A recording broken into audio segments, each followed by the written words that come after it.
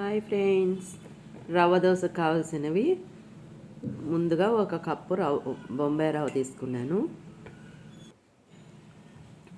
ఒక కప్పు బియ్యం పిండి, మైదా ఒక కప్పు, పెరుగు ఒక కప్పు తీసుకోవాలి. వేసుకుని అన్నీ కలుపుకోవాలి బాగా. అందులోనే ఒక తగినంత ఉప్పు వేసుకుని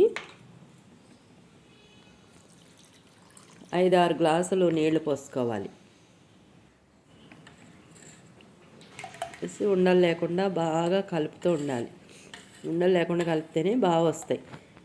కరెక్ట్ మెజర్మెంట్ తీసుకుంటే మటుకు రవ్వ దోశ సూపర్ పర్ఫెక్ట్గా ఉంటుంది. చాలా టేస్ట్ కూడా బాగుంటుంది ఇట్లా చేసుకుంటే.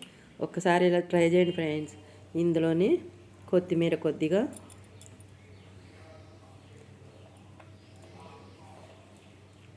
పచ్చిమిర్చి కట్ చేసి పీసులు, అల్లం ముక్కలు కొద్దిగా, జీలకర్ర వేసి బాగా కలుపుకోవాలి.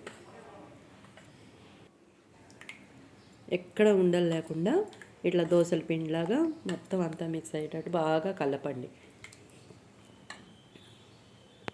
కలిపిన ఈ పిండిని పక్కన పెట్టుకొని బాగా కలుపుకున్నాక ఈ పిండిని పక్కన పెట్టుకోవాలి. స్టవ్ మీద పెంకు పెట్టి దోశల పెంకు పెట్టుకుని బాగా కాగింది. అందులో ఒక కప్పు లాంటివి తీసుకుని దాంట్లో దోశ ఇట్లా పోసుకుంటూ ఉండాలి. టేస్ట్ మట్టుకు సూపర్ ఉంటుంది. రౌండ్ అనేది అంత ముఖ్యం కాదు, టేస్ట్ అనేది ముఖ్యం మనకి. ఇప్పుడు దానిపైన కొద్దిగా సన్నగా ఉల్లిగడ్డలు తరుక్కుని చిన్నవి వేసుకున్నాను.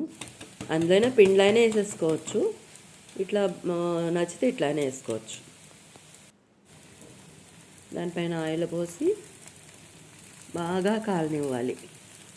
దోశ ఎంత బాగా కాలుతుందో ఈ రవ్వ దోశ అంత టేస్ట్ ఉంటుంది. ఇప్పుడు రవ్వ దోశని తిరిగేస్తాం.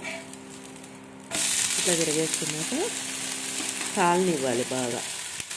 మీకు ఇట్లా మందం వద్దు అని ముందు కొద్దిగా మందం వచ్చిందని అనిపిస్తే మటుకు ఇంకో గ్లాసు వాటర్ పోసుకుంటే ఇంకా బాగా పర్ఫెక్ట్గా వస్తుంది. ఇగో చూడండి ఎంత బాగా వచ్చిందో. ఇట్లా కూడా బాగుంటుంది.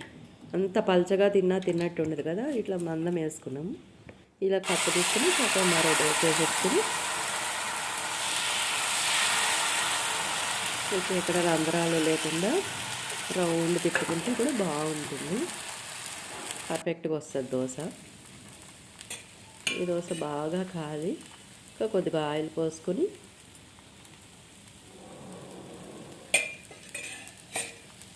దాన్ని ఇంకా తిరగేసుకున్నాం. బాగా కాలిపోయింది. చూసారా, రంధ్రాలు చక్కగా వచ్చింది.